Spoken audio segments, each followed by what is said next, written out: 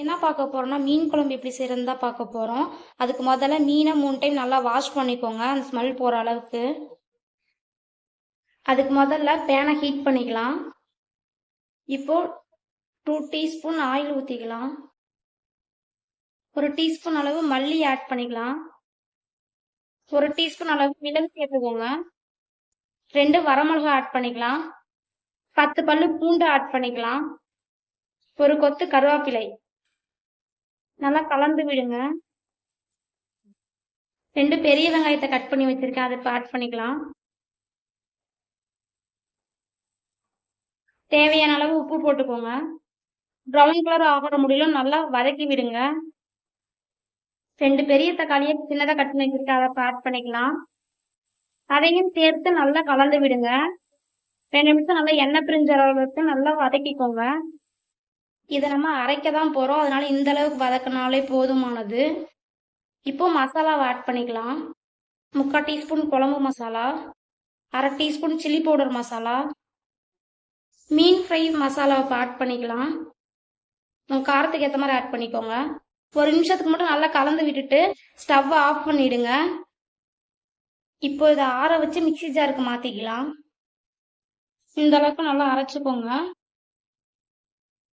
இப்போ இவங்கள தாளிப்பை போட்டுடலாம். அதுக்கு முதல்ல ஒரு பேனை ஹீட் பண்ணிக்கோங்க. 3 டீஸ்பூன் ஆயில் ஆட் பண்ணிக்கலாம். கடுகு 1/2 டீஸ்பூன் ஆட் பண்ணிக்கலாம். உளுந்து 1/4 டீஸ்பூன் ஆட் பண்ணிக்கலாம்.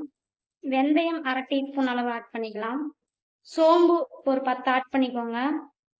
10 பல்லு பூண்டு, 1 கொத்து கருவேப்பிலை ஆட் பண்ணிக்கலாம்.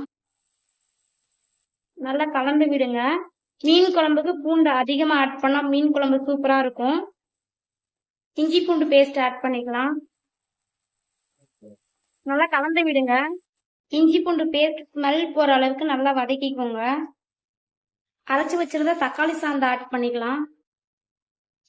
உப்பு காரம்லாம் கரெக்டாக இருக்கான்னு செக் பண்ணிக்கோங்க. இப்போ மஞ்சள் தூள் 1/4 டீஸ்பூன் ஆட் பண்ணிக்கோங்க. 2 நிமிஷம் நல்லா கொதிக்கட்டும். குழம்பு கொஞ்சம் சுண்டி வந்துருச்சு. இப்போ புளிக்கரசலை ஆட் பண்ணிக்கலாம். கலந்து விட்டுக்கோங்க. இப்போ மூடி போட்டு மூடி வச்சிருங்க, நல்லா கொதிக்கட்டும். குழம்பு நல்லா கொதிக்குது. இப்போ மீன் ஆட் பண்ணிக்கலாம். இது மாதிரி எல்லா பீஸையும் உள்ளுக்கு போட்டுக்கலாம். இப்போ 4லேருந்து 5 நிமிஷம் வேகட்டும். 4 நிமிஷம் ஆயிடுச்சு, மீனும் வெந்துருச்சு. இப்போ ஸ்டவ் ஆஃப் பண்ணிடலாம். நம்ம வீடியோ உங்களுக்கு பிடிச்சிருந்தா லைக் அண்ட் சப்ஸ்கிரைப் பண்ணிக்கோங்க. மறக்காம பெல் ஐக்கனை கிளிக் பண்ணிக்கோங்க. அப்படின்னா தான் நம்ம நோட்டிஃபிகேஷன் வந்து உங்களுக்கு தொடர்ந்து வரும். எப்படி இருக்குன்னு கமெண்ட் பண்ணிட்டு போங்க ஃப்ரெண்ட்ஸ். நம்ம இன்னொரு வீடியோவில் பார்ப்போம்.